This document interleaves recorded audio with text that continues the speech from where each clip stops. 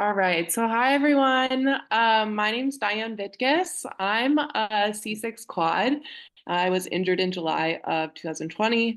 I'm part of the Kelly Brush family and just really excited to be starting this conversation about parafencing. So just a little bit of background about the Kelly Brush Foundation and the Active Project and this discussion group. In April of this year, the Kelly Brush Foundation, in collaboration with the United Spinal Association, started this virtual discussion group focused on adaptive sports and recreational activities. We meet bi-weekly every other Tuesday at 5:30, and the hope really is that this provides a platform for adaptive sports enthusiasts to engage in lively discussions about various recreational activities. And to enrich these conversations, we ask experts to offer their insight in the form of either question answer or presentation, storytelling, panelists, all the above. So from veterans to novices, patients to clinicians, we invite everyone and anyone to come with their questions ready to engage, share experiences, discover and new possibilities in adaptive sports and recreation. But please, we want to keep this very discussion-like. Ask questions, raise your hand. You do not have to talk, but if you'd love to introduce yourself, we encourage you to do so. It always allows for a more meaningful and productive and insightful conversation that way, getting to know everyone. So either raise your hands, write questions in the chat, or that I'll be monitoring, or just chime in. So to kick it off, I would like to first introduce Nina, who is from she's an able-bodied fencer who's been fencing for over 15 years and now is the director of outreach and development of Boston Fencing Club, an organization dedicated to teaching the Olympic sport of fencing and to fencers of all ages, skill levels, and disabilities. So with that, I'm first going to hand it off to Nina. Great. Thank you so much, Diane. And we're really glad that the Kelly Brush Foundation has put a spotlight on parafencing. I hope my internet is okay. I see that everybody is a little bit frozen. But we're really glad that the Kelly Brush Foundation has put a spotlight on parafencing and has invited Boston Fencing Club to come talk to you all. And I recognize a few names and faces as very familiar with parafencing. Beth Mayer, the director of parafencing at USA Fencing. But so some of you obviously know a lot about the sport, but hopefully we can teach a bit to the ones that don't. So Boston Fencing Club has been a nonprofit organization based in Boston for a very long time. It's debatable whether we're the first or second oldest fencing club in the country. And I became the full-time director of outreach and development in February, which was the first time we've had a full-time staff member in my role. So we've had a really fantastic opportunity, and in particular, thanks to a push from USA Fencing to increase parafencing participation around the country, to develop our own parafencing program, which at the moment is the only one in Boston. So I'm going to share my screen and show you all a little bit about parafencing, a little bit about what we have coming up at Boston Fencing Club, and then open it up to conversations. So just one second.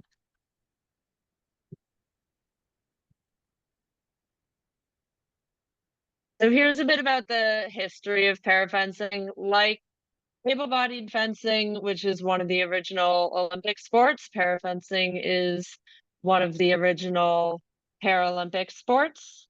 So it's been around for a very long time, but especially in the US, still gaining traction, and we're really excited to continue seeing it grow. Parafencing chairs are fixed to the floor, so the athletes aren't moving back and forth or up and down the strip in their chairs, but they're creating distance and opportunities to hit their opponent by moving their trunk, their hand, their torso in order to lunge, strike their opponent, retreat, stay away from an attack. So in competition, athletes are classified into 3 different classifications based on trunk mobility and balance. Class A athletes are generally athletes who are not using wheelchairs full time, whether that's because they're an amputee, they have cerebral palsy that doesn't entirely affect their ability to walk. Class B athletes are often athletes, paraplegic athletes who have no leg movement and some impaired trunk and balance function. And then Class C are the athletes who have the most impaired movement and disability in all 4 limbs. This classification is competed internationally, but not part of the Paralympic Games. In the United States, and I'm sure others can expand on this a little bit, at the moment, competitions are combined among the classifications just due to the size of competitions at the moment. So parafencing, like able-bodied fencing, has 3 different weapons: foil, epee, and saber, and the rules and target areas are very, very similar. So you'll notice in foil and saber, there's a rule called the right of way, and this you'll be learning this for your entire life if you start fencing. So don't worry if sounds confusing or complicated. But in these 2 weapons, only one athlete can score at a time. So if you both hit each other, the referee is making a decision about which fencer had the right of way. And that can either be because they were the first to establish an attack, they were the first to move forward, or they've successfully defended themselves against an attack from their opponent, whether that's making their opponent fall short or blocking their opponent's blade with their own, and then successfully making a riposte, meaning now going ahead and hitting their opponent. The target area for foil is the torso only, so that's cut off at the shoulders and at the waist. And the target area for saber is the entire body above the waist, including head and arms.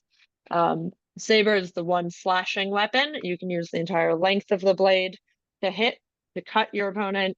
Foil and epee are the 2 thrusting weapons, so you have to hit with the tip of your weapon.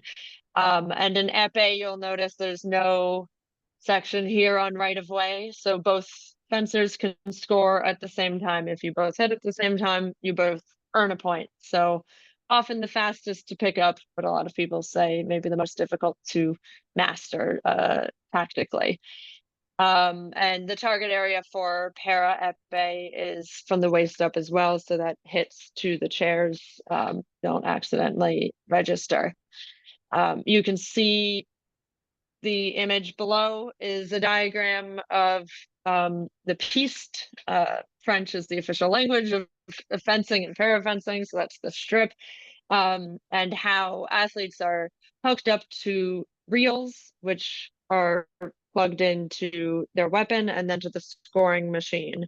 So hits are registered through a machine based on whether circuit is completed by hitting the equipment, which is a shiny silver lame, or whether the tip of the epee is the press.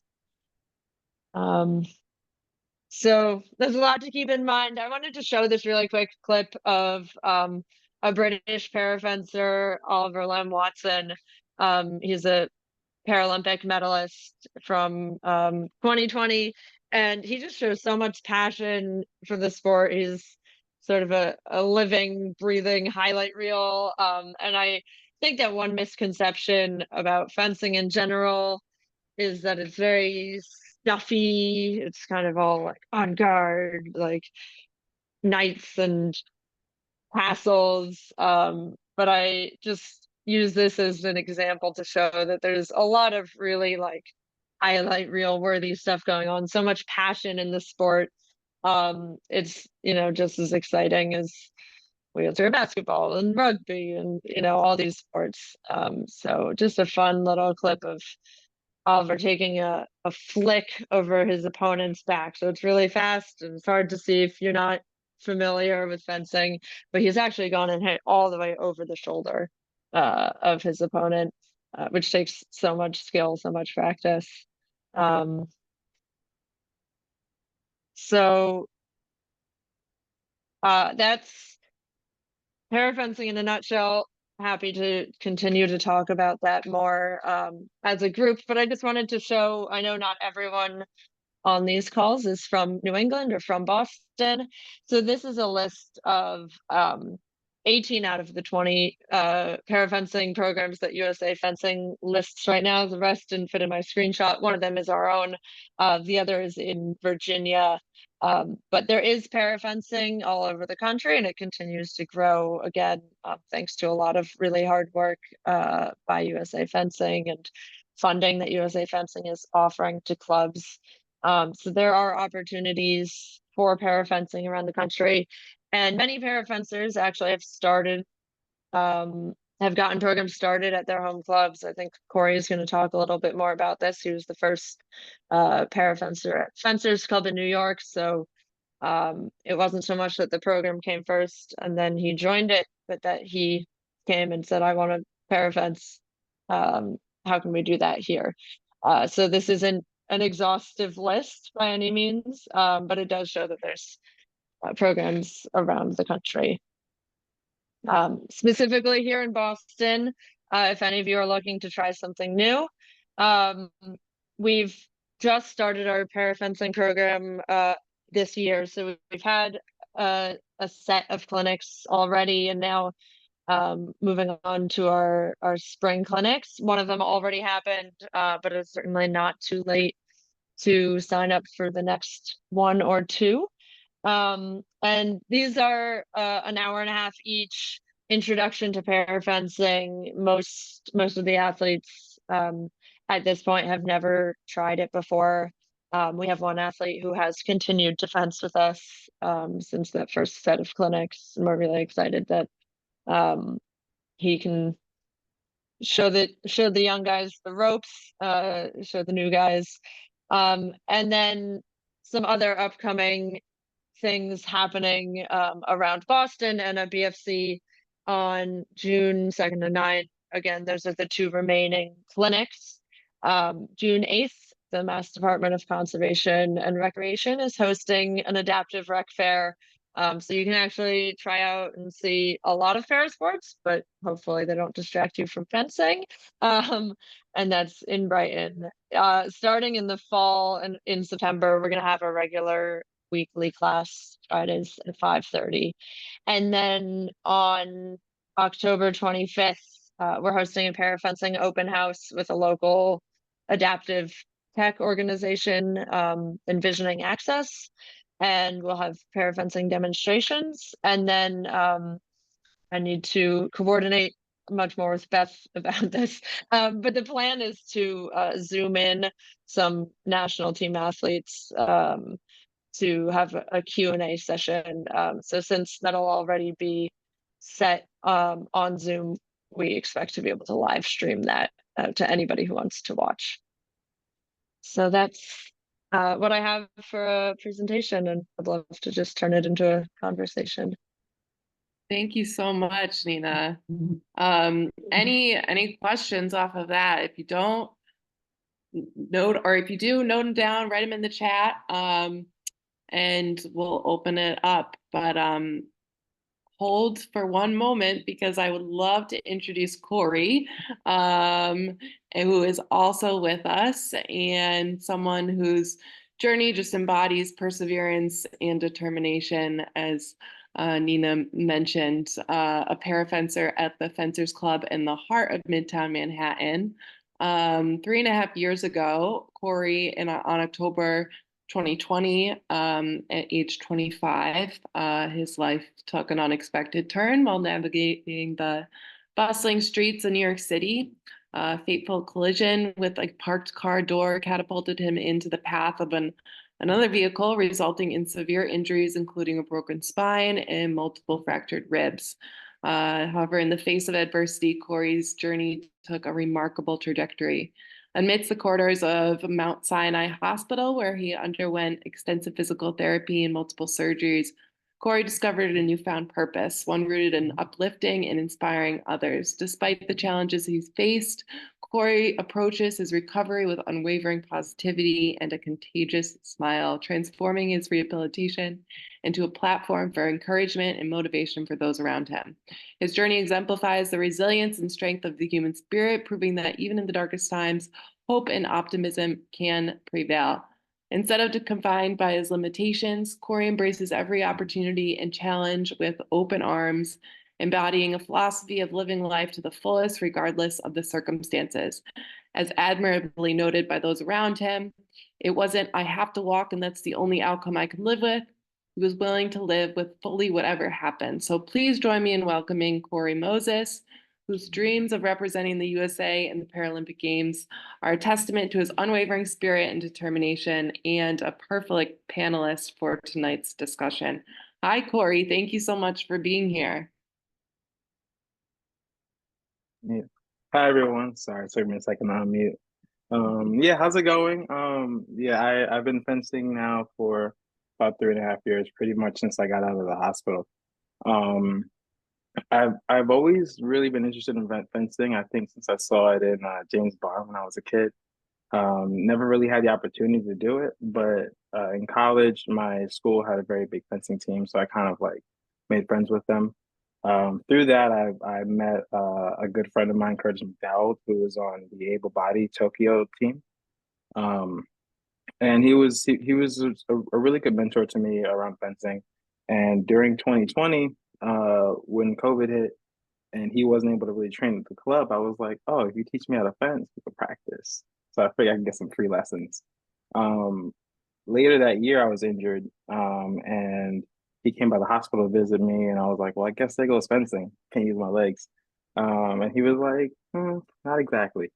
So he hit me up probably a few hours later, like after practice, I guess, and was like, hey, when you're out of the hospital, come by the club. My coach wants to meet you. Um, there's like wheelchair fencing. And he sent me like all these videos. So I was like really excited about it. Um, yeah, and it was great. And so I got out of the hospital. When I finally got out of from under my mother's watch, I was able to escape where I was staying and go meet my now coach and also Curtis for my first lesson. And I just felt so welcomed by like all the fencers. I was the only one there in a wheelchair. My coach was sitting on a regular chair. He was like, "Yeah, just pull up. Here's a weapon. We'll just figure it out." And so I was able to do that. And everyone was just so interested around like fencing. Able-bodied fencers can sit in a chair and fence you as well, which is nice about this sport. That you can kind of practice with able-bodied people as well, which is great because I'm the only para at my club, as I mentioned earlier. So all my competition at my club is able-bodied, which is great because they get a nice little uh, different practice. Um, but yeah, fencing, I really found like a great community there. And once I went to my first competition and met the people on like the para team, I was welcomed by them. It was really good being freshly like newly injured and in a wheelchair, just having people that were there to really support you and really like push you towards your goals.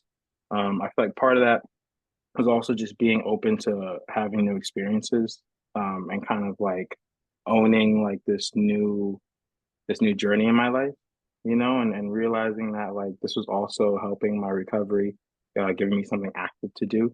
So it allowed me to kind of skip out on my outpatient therapy that was so terrible to go to. I mean, it was great, but it's hard to get to. So it was nice to have something really fun that actually like supported my recovery as well.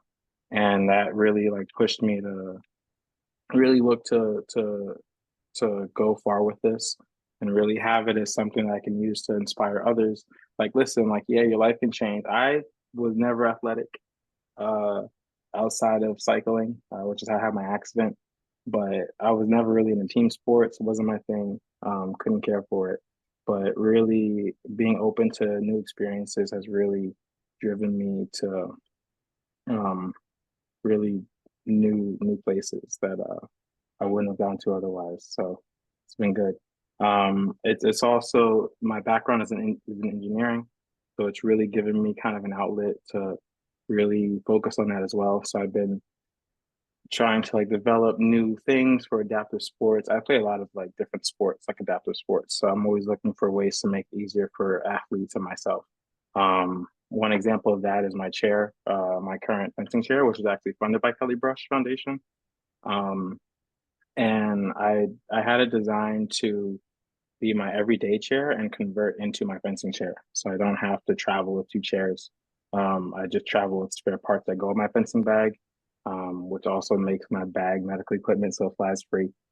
So it's great. Yeah, I really found a way to fulfill like purpose in my life and also uh, start pushing towards like a career. Yeah, it's been great. Thanks for having me.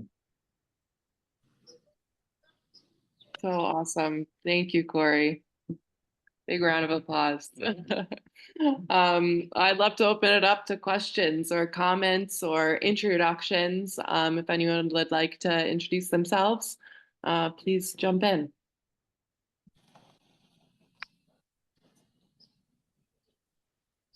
Hi, Corey. My name's Lauren, and I am from Loma Linda University Medical Center in Southern California.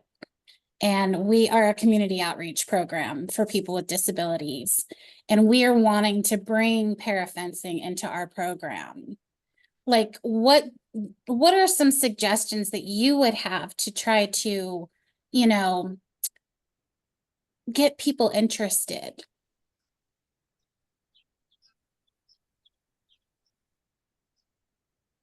You never find a mute button. Okay. Yeah, some things that I've been doing is people who are newly injured, that's kind of been where I spend a lot of my time going back to Mount Sinai and talking to people who are newly injured. One thing that I try to do is put a bug in their ear that there are a lot of adaptive sports out there, and it can be something that can help the emotional and physical recovery. So I feel like that alone will kind of get the bug in their ear to kind of start looking into sports. Um, for me, fencing was really small, and I was kind of already looking into it. But it's really cool when you see it. So I mean, having videos of it, I think gets anyone excited that I've shown. I mean, I've shown my own like practice videos. Like I want to try that. So yeah, I think really getting them kind of in the mentality of like sports, adaptive sports is an option is a good start to get people excited for that. Thank you. I'd love to just jump in and introduce myself really quick. Sorry, Stacy, for cutting you off. I beat you to it. My name is Beth Moore. I am the program manager for parafencing in the US for USA Fencing. I've worked with the Kelly Brush Foundation to set up parafencing as a part of the active project and get to work with Nina and Corey and several others on this call with their clubs across the country. So I'm definitely here as a resource to anyone looking to add parafencing to their club. That is a big part of my job description. Happy to help you. I can drop my contact info in the chat, so anyone on here that would like to reach out can. But also just specifically to your question, I'd be happy to connect because with the LA 28 Paralympic Games coming in just 4 short years, we are doing a lot of work in the greater LA area. And I saw that you're about like 2 hours-ish away. You know, Depends on traffic. Yeah, not including the Or big even closer. But you know, traffic. But we definitely have a lot of things building in that area and would be happy to get you connected. Yeah, that would be great. Thank you. And I'm Stacy, and I was going to say Beth's on here and she's the best resource, and you can join USA Fencing as a non-competitive member for $29, and there's a lot of amazing information on there and gets you to understand the inner workings of USA Fencing, USA Parafencing. My partner who's on here as well on this call, he's at our club right now. I'll be scooting over there once we're off this, but we do parafencing. He was the head coach, Brandon Smith, of the Utah Fencing Foundation, which gave people have given Boston Fencing Club practice chairs and just disseminated a bunch. So Bill Nicolai is someone that you can have my email, or just Beth can give you all this information. He does a lot with helping to kind of help get equipment and things. But you know, reaching out to other like spinal cord injury rehab hospitals, the VA, school athletic directors, because, you know, do they know always what to do with kids with disabilities? Not necessarily. So there's a lot of resources, and we're in San Francisco, so we're up the coast. So reach out to us anytime, really. Thank you. And Brandon's at our club right now and has a parafencing set up. I just saw him kind of, and so if anybody wants to see it, you can chime in and he can just show it. Okay, thanks.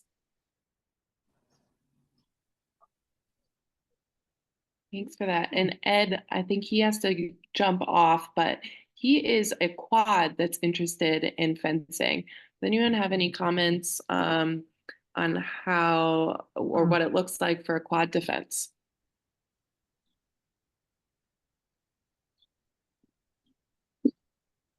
Can speak a little bit that I know Nina kind of briefly went over with the different classifications.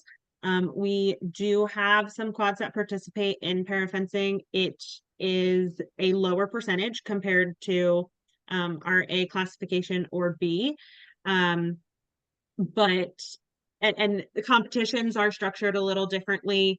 I think Nina mentioned in the US right now, all of our classifications are together. So quads would also be fencing against amputees who have full core control, arm extension, everything. Just sharing the information with you. But it's definitely a sport that you could participate in. Training would just look a little bit different based on what your impairments look like, and there's options for assisting your grip on the weapon. Some fencers use straps. There are straps to attach you to the chair that might look different depending on your ability to lunge or retreat in those movements.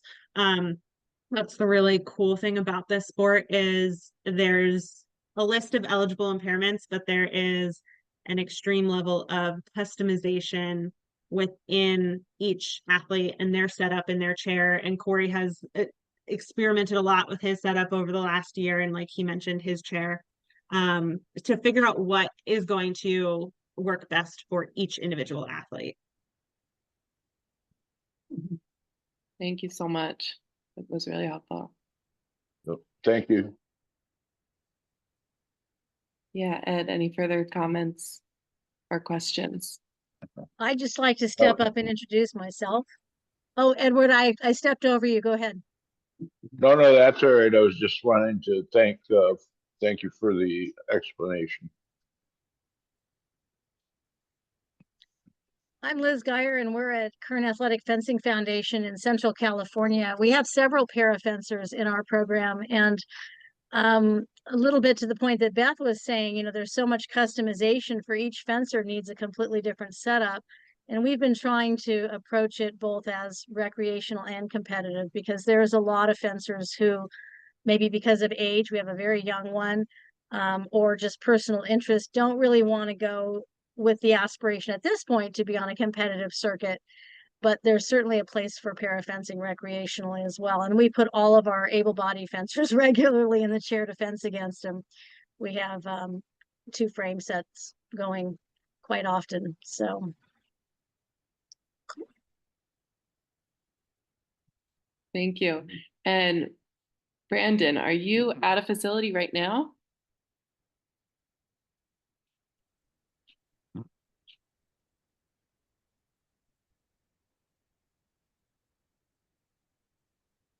Brandon, I'm you're sorry, on was that a mute. question? Yeah, I'm here. Can you hear me? Yes, we can hear you now. Yep, I'm here at our little training space, and this is our para setup for now.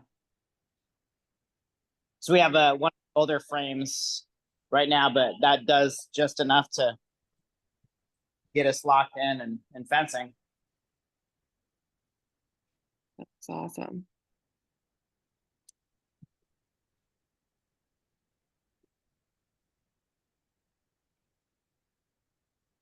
So yeah, those are the Jedi chairs that had been previous. I think Stacy might have mentioned them.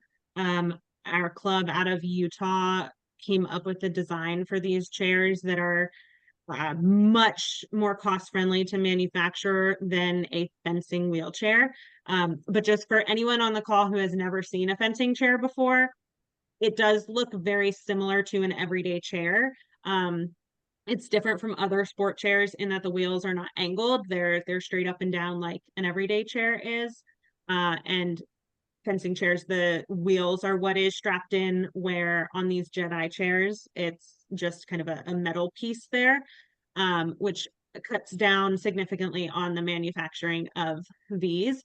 I do believe Utah manufactured these to the specifications that they could be approved for competition. We have not had an athlete use them at international competition yet.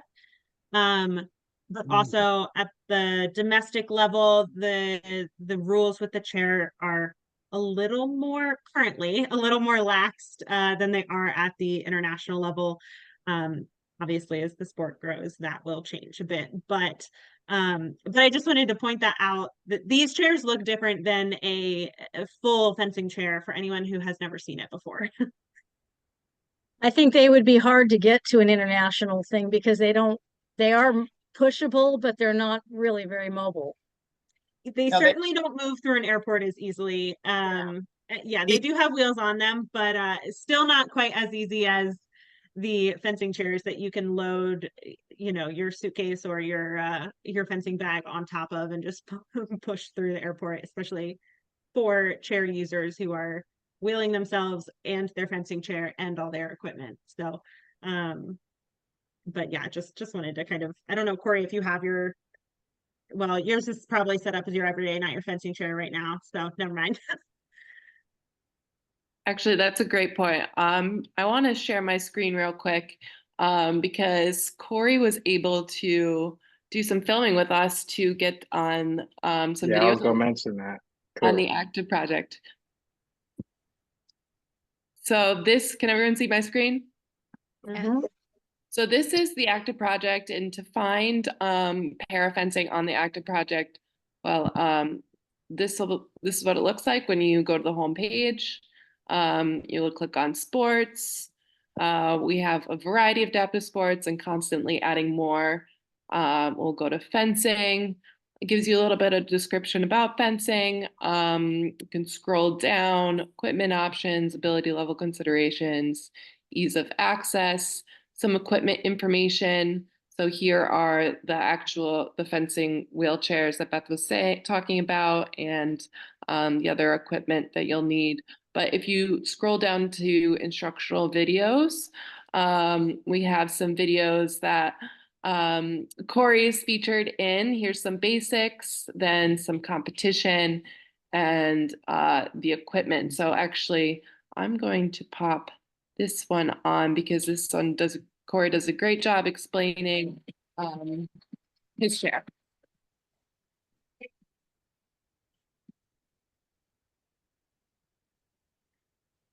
We were talking about parafencing, right? So the difference between able body is going to be that we're in a wheelchair. How do you move and fence in a wheelchair? It gets locked into a frame. We don't move at all. But we'll talk about that later. So anyway, fencing chairs are kind of similar to regular everyday chairs. They're usually taller. There's a height limit on it from the ground to the top of the cushion. And the difference, you'll also have a wheelie bar on the back, like an anti-tipper, so that you don't fall backwards in case one of the straps breaks. And there's usually a flat backrest and a side grab bar. So the reason why I'm just kind of telling you about this, I'll show you what a fencing chair looks like. This is my everyday chair, but it was actually designed to convert into my fencing chair. So first thing I did, I took my cushion off, replaced that with a fencing cushion. This has a maximum height of 4 inches for the cushion itself, and it's just a flat, solid cushion. I got this pattern that kind of matched the carbon on the chair. So yeah. And then I changed out the side guard. The side guard is replaced with my handrail, my grab bar, which you'll see in action in a second, which also has this clear panel. This panel used to be a solid color, but after they decided that it was hard to see if you're lifting out of your chair while fencing, they decided to just make a clear panel. So now a referee that's behind you or on the side of you can see if you lift out of your chair, because they'll see the light pass through underneath you. And that will lead to like a penalty card, which can be a yellow card or a red card, which we'll talk about later. And then the last thing I changed, well, the last couple of things I did was I swapped out the backrest. This is my everyday backrest. I swapped it to this solid backrest, which, as you see, has that blue stripe on it. And that's actually what the blue stripe on the jacket is for.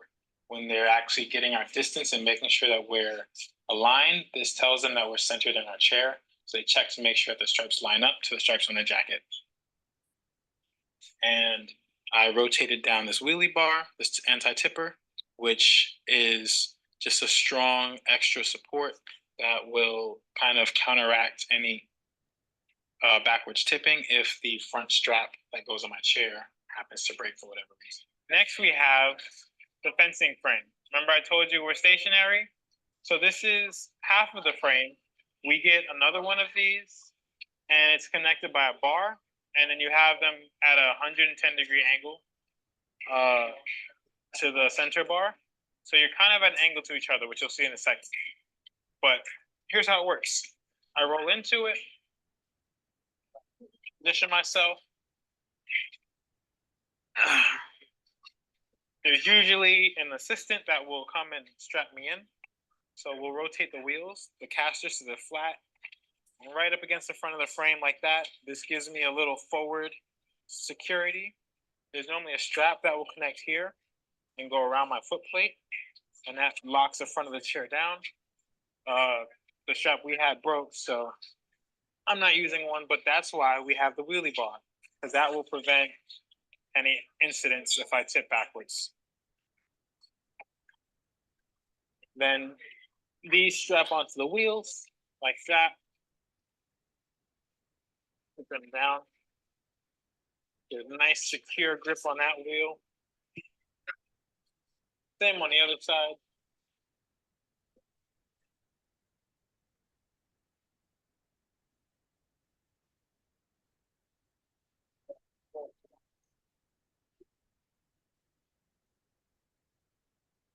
And check the chair, locked into place.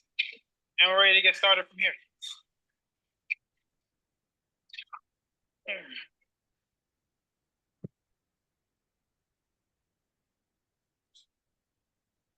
All right. So that's the majority of that. But I love that you created that, because then you're able to transport it more easily, right? Any further comments on that, Corey? No, just that. I mean, it's been great. I mean, I was very quickly over having to bring 2 wheelchairs to the airport and push them around. So I was like, how can I solve this? So that's kind of what I did. But yeah, I like it a lot. I think it's a really cool chair. Very grateful to have it and be able to kind of like work on projects like this. Do other athletes do that as well? No, I haven't seen another chair that converts between both. Most athletes will kind of just have their own chair if they use an everyday chair. Some of them don't use everyday chairs, but yeah, I usually see people kind of whenever I'm at like in between airports and seeing other fencers, they'll have their chair sometimes. But yeah, so I don't do that. That engineer mind.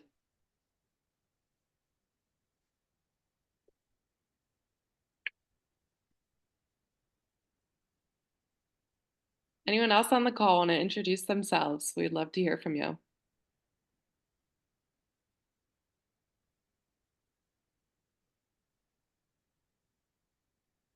My name is Brandon. I'm over here in San Francisco.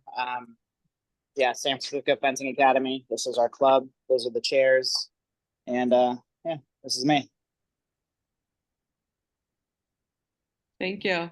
And David, I see you raise your hand. Hey. Hi guys. My name's David. So excited to see this. It's something I want to try. I've wanted to try for so long. I'm scheduled here in Boston in October, but I now found out that there's something coming up sooner. I kind of grew up also like solo sports, so that would be biking and kind of skiing, which you know, it's not so much a team sport. So I like that you're kind of one-on-one. I do love team sports as well. I'm a C7 quad, so there's a couple questions I have for you guys. First, yeah, thank you, Beth and Corey, by the way. Can the back be higher? Because I have limited in my left, I have pretty good right. So what's the downside of a higher back so that I could get strapped in so I don't fall out of my chair? And if I missed anything, I apologize because I was in transportation for the first 10 minutes.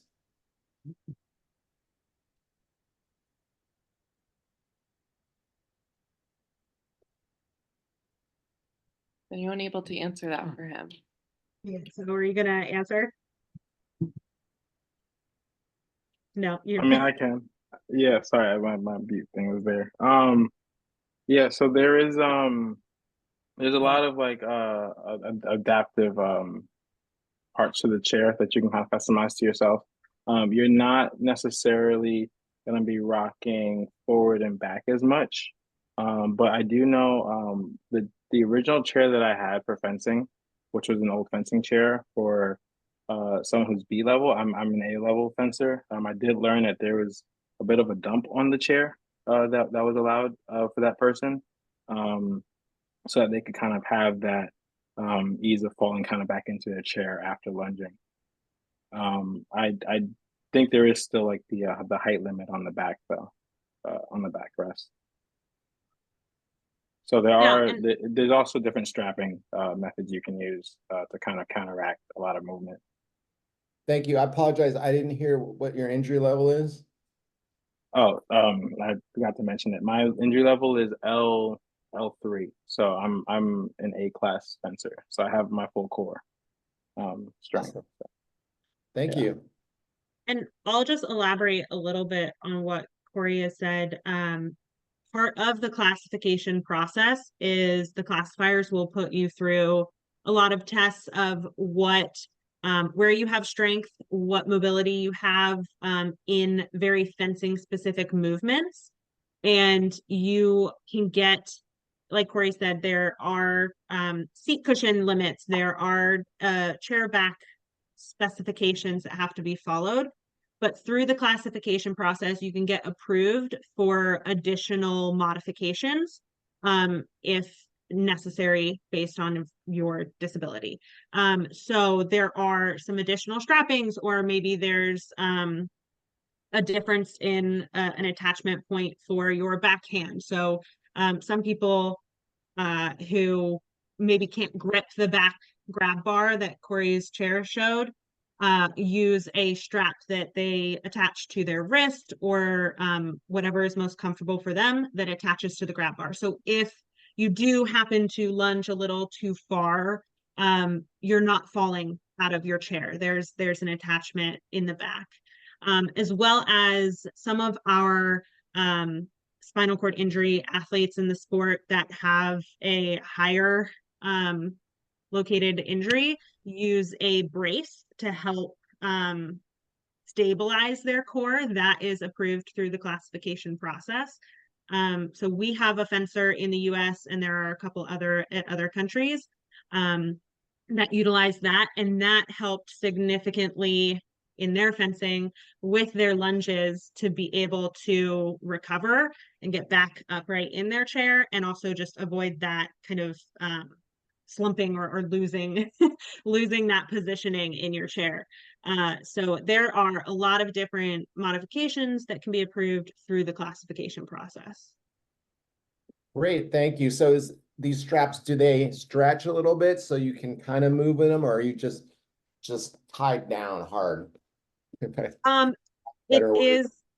is a little customized, like we've said. Pretty much where the limit is what they'll measure, taking into consideration if you cannot extend all the way.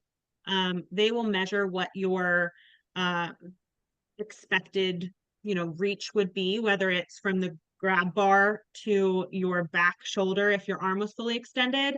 And that's kind of like the maximum stretch that they would allow. That's the maximum distance with a strap that you would be allowed to have, so that you're not gaining the advantage by being able to go further than you would if you were gripping the back bar, but still providing you that security. Thank you. And basically, it's very creative. It's really, really creative. Like, you just have to, like, people are getting different things and saying, we've done it with the fence. They're like, oh, maybe this thing will help put down legs. Or so there's not like this prescribed kit that you buy for parafencing. You get to be like, maybe this belt or this thing, or we're going to figure it out. Yeah, like like my straps, I have two straps on my chair. One is a rigid strap, the other one is actually a little elastic. Because the elastic one goes on my ankle, and sometimes it'll kick out. And I was getting bruising, so I made that one a little elastic so I have some stretch.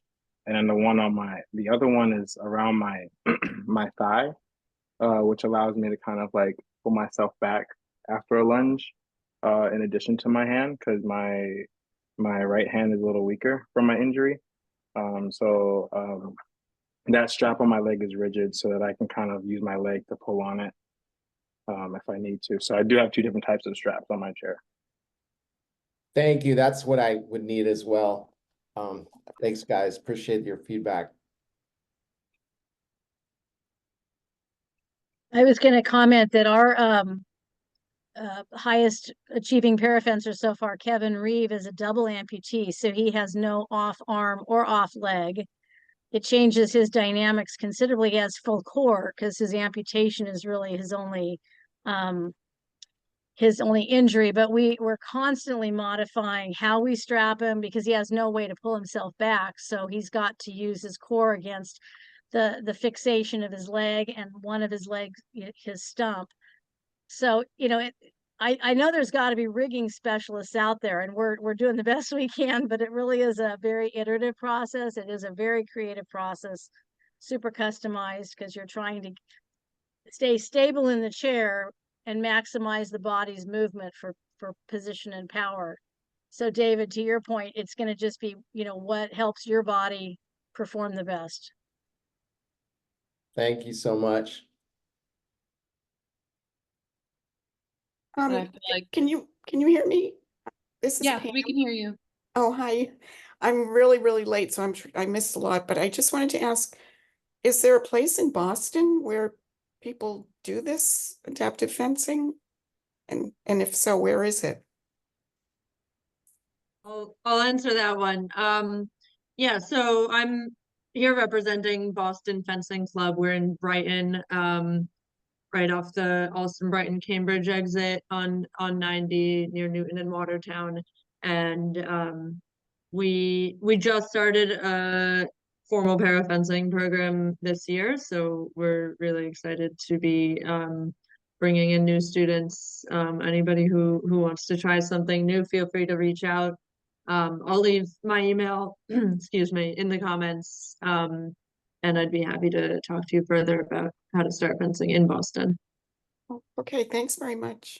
Thank you.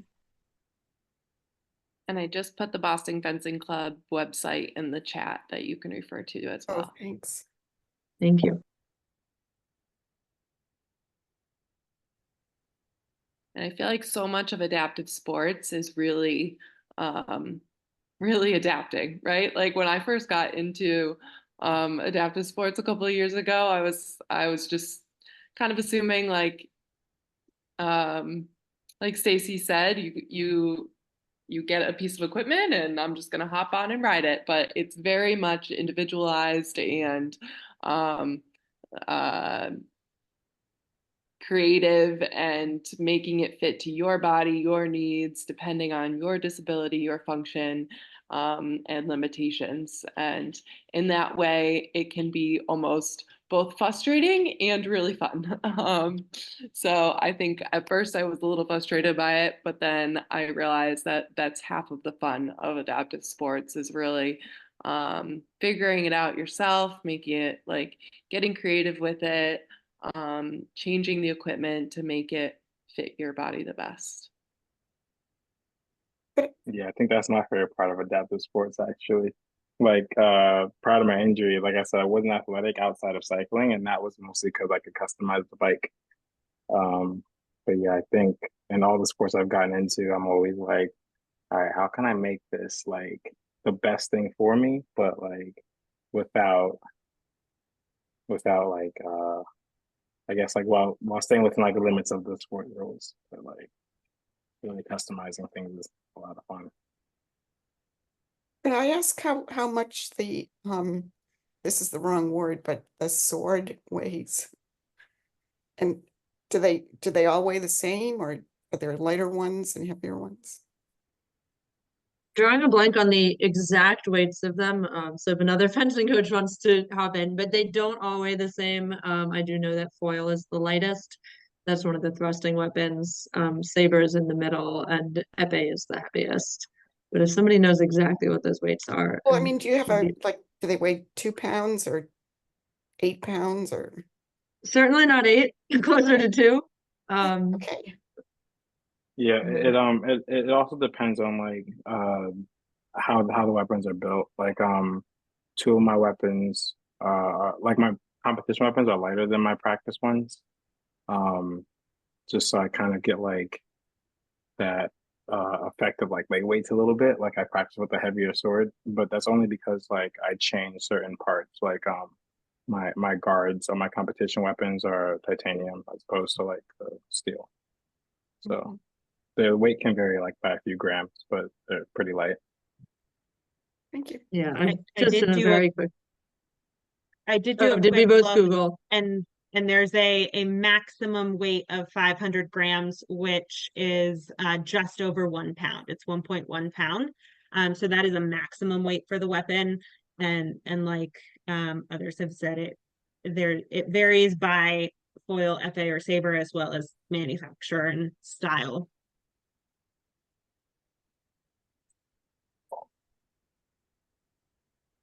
That's lighter And I than did just want to elaborate, sorry, a little bit on we're talking a lot about like customization and specialization. But I don't want to scare anyone off who is brand new into the sport. You don't have to have that right away.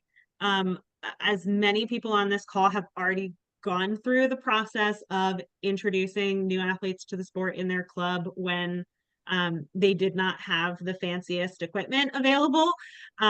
This sport is very easy to find a way to figure it out is the best way to put it. We have a lot of coaches who don't have full fencing chairs when they are starting their program, or full fencing frames. And there's ways to still introduce the sport to people in a safe way, even if you don't have a custom chair or custom strapping.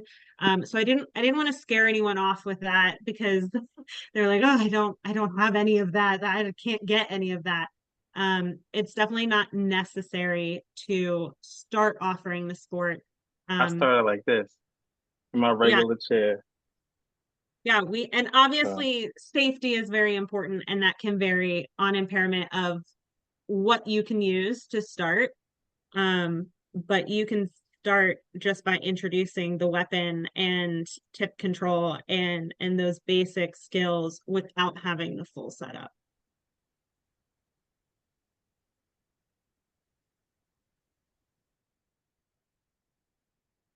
great point. Thanks for that, Beth. And there's on the US Parafencing website, it specifically has some myths and myths busters, and one of those is you need parafencing frame in order to start parafencing program at your club. And then it goes through, and I'm just going to pop this in the chart, that you don't need that, and there's lots of things you can do without that set equipment. And we have a lot of resources currently being made into like consumable, nice things to look at. So if anyone is looking for more information, that website will be even more robust in the coming weeks. Oh, awesome. And I think Stacy mentioned, are you still in the chat, that there's some great YouTube videos on parafencing as well. Do you know specific YouTube channels that have those? Or what? Brandon watches every single fencing bout ever and knows every single channel. But basically, if you Google things, like you can Google the Salt Lake City NAC, and you can watch someone that Brandon coaches, Garrett, and someone that Kern coaches, and they have an amazing program, and they're even closer to Loma Linda. Kevin, like in their title bout for foil, I believe. So you can go in there and kind of Google different things, international, regular, and you'll see bouts so you can get an idea. Like Jay Taylor, a woman's épée and foilist, her chair is totally different. And, you know, so just, you can see the range of what people have done, and you can really get a feel for it. And I don't think we've mentioned that. Yes, it's a fighting sport, but it's a very mental sport. It's really a thinking game.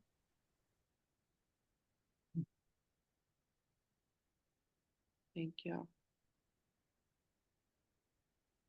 We try to keep this within an hour just to be respectful of everyone's time, but any final remarks? Thank you everyone for being here, and all the comments and resources that you provided. Yeah, thank you. I'm sorry I missed so much of it, but it sounds very interesting and I'm going to look into it more. So thank you. This will be recorded, and this will go on the Kelly Brush Foundation YouTube channel. So this will be up on YouTube as well for anyone that missed it. Thank you for hosting. Absolutely. Yeah, Thank you. you. And Beth and Liz, Thanks. I'm gonna reach out to you guys separately. Thank you. Take care. Perfect. Bye-bye. That's what this is for. Bye. Have a great night, everyone. Bye, Bye-bye. everyone. Bye. Thank you. Thanks, Night. Diane.